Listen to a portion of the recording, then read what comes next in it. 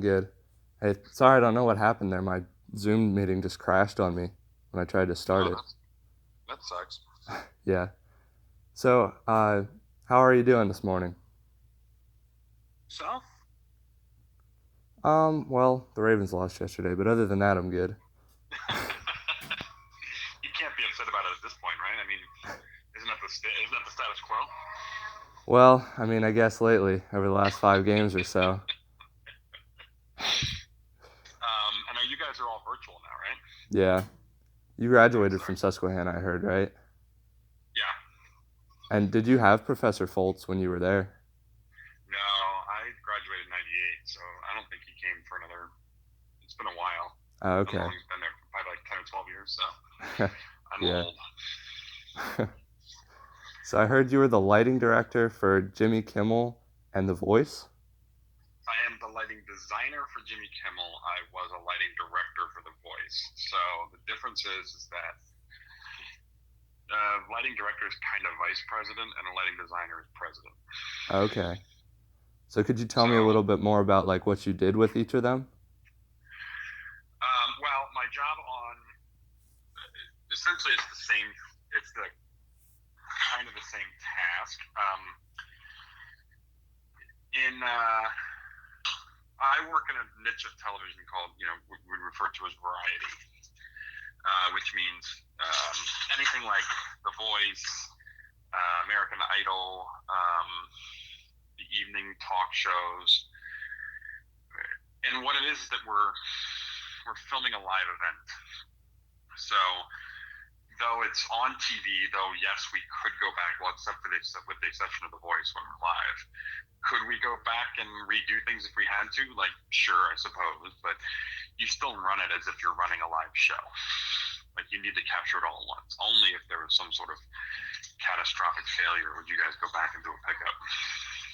Um, so my job was as part of the lighting team. So on The Voice, what that really meant was that I ran a lighting console called MA2. The lighting designer would choose where to put the lights and the general look of the show, and then my job was to deal with the individual pieces of music and the individual moments in the show. I kind of create something for him to look at or her. Um, they will say yes or no to it, and then that's what kind of goes out across the air. So now that I moved up to lighting designer for Jimmy Kimmel Live, I'm the guy in the booth who makes those decisions as to whether or not things should be broadcast or not. So generally, my job is to look out for the visual integrity of the show, to make sure the stuff that we want to be lit is lit in a way that we like, and to make sure the stuff that we don't want to be lit is also not lit. Wow. Yeah, that's really cool. So if I was looking to get into the field to do a similar thing to what you're doing, what would be the steps that I would need to take to get there? The steps would be, well, to familiarize yourself with the gear in whatever way that's possible. You could do it through school, or you could do it just by going out in the field and sort of working.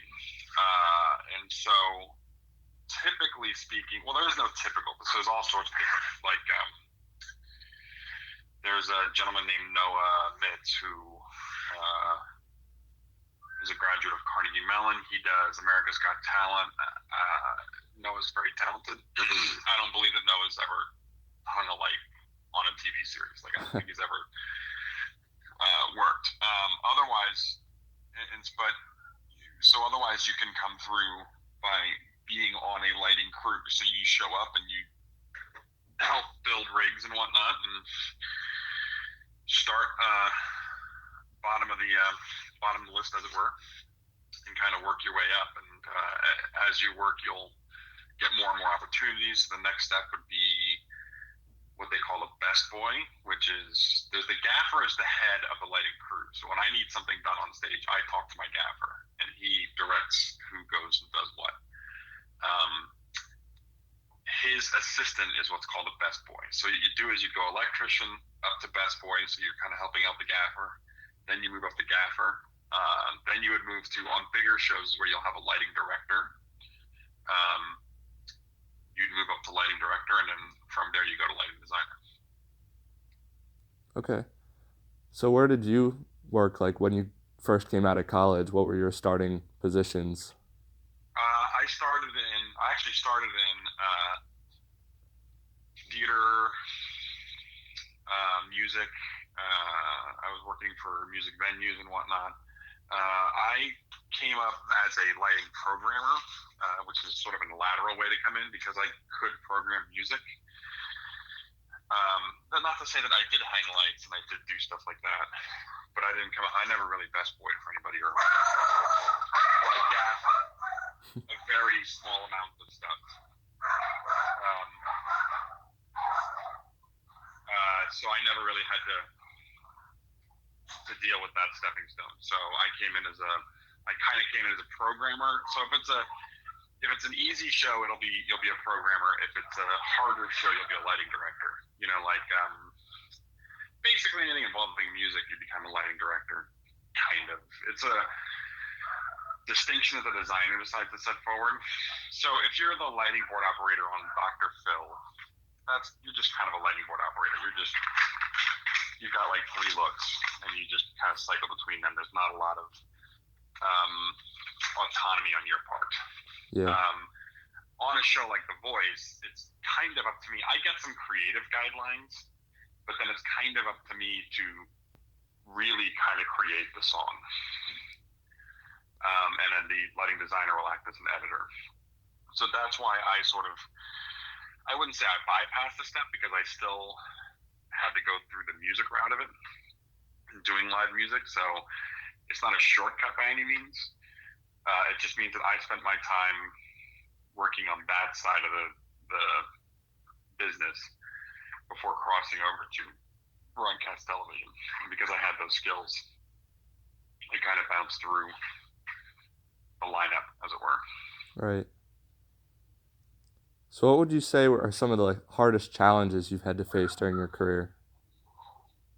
I would say there's a certain amount of uncertainty. Like when it comes to behind the scenes stuff, you will always work, but the ability to shape your career is anytime in entertainment is a real challenge. And maybe it's that way across the rest of the industry. Maybe if you're a stockbroker, it's also hard to do that. I don't know. Yeah. But what I can say is that it's what you can't do is you can't sit there and say, I want to go work on American Idol and like manifest that. You know what I mean? Like Right. certain things have to happen in order for that to happen. What you can say is, I'm gonna go out there and work my hardest and do my best, and hopefully I get a chance to work on a show like X, Y, and Z. But it also just means that there's uncertainty. It's not a 40-hour week job where it's like I've got my salary, I know there's always coming in, shows come and go. I've worked on shows that have been canceled. Like you think you're going to do an 8-week run, and they get canceled. You did 2 weeks, and now you're spending 6 weeks trying to find another job. So that can be kind of difficult to deal with. Yeah. Would you say it's an extremely competitive field to get into? Yeah, very much so, especially the higher you go. So if you just sat there, and there are guys who do this, and they're lovely people, so I don't, there's no judgment here, but there are guys who sit there and say, I just want to go and hang lights and just be a guy. Like that, you can do. Your income will be limited, but not a lot of guys. You're not fighting that much. Once you get in, you're pretty good. As long as you got a good attitude, you'll stay employed. But the further you go up the line, number one, there's less of you. So when we load in a show like The Voice, we have 30 electricians in the call and 2 lighting directors. So that just math-wise, is a lot less positions Right. for you to fill in. And so, when you get to the higher levels, it gets to be a lot of competition. Yeah. So what's one piece of advice you would give me as somebody who wants to come up and do something similar? What is it you want to do specifically? I'm sort of just bouncing around the communications field right now, trying to figure out what I like. But what you do is something that I'm interested in. So I'm wondering, just like a piece of advice you might give me. The advice I would give you is to come to present yourself with an open mind. So you present yourself. If you sat there and said, "I want to get into lighting direction for television," I would tell you, well, number one, you're not going to know a lot when you show up on these show sites. So you're going to have to work twice as fast as everybody else because you're going to make mistakes that they're not going to make. So Right. part of it's going to be like, have some hustle in you, which is fine. Nobody cares. Making a mistake is fine. It's when you don't make up for it that people will get upset. Right. And so, I would come at it from sort of all directions and sit there and say, like, get together with myself or somebody else on my team and say, like, this is what they want to do. And we're going to throw you whatever we can, whenever we can. It'll be slow going at first, but if you have a good attitude, you'll be presented with opportunities as you come up. So, but those opportunities are going to be gradual opportunities. So you will not be lighting directing a show like The Voice a year out of college. Right. But you could get your union card within 2 or 3 years out of college and kind of work your way up that way. And I think that's the problem, is that really for us, it's like just having a matter of patience and understanding that some of the things we're asking you to do, you may not think are particularly important. But it serves a dual purpose, which is we're giving you lesser tasks to see if you are responsible and are capable of executing, and your attitude during those tasks makes a big difference. Yeah, for That's sure. what we're also sort of testing, is to make sure that, like, okay, are they going to be, because the fact of the matter is, when you're in a high pressure situation, you kind of want everybody around you to be cool. And that's the important part, is to kind of go, okay, take all the tasks seriously, and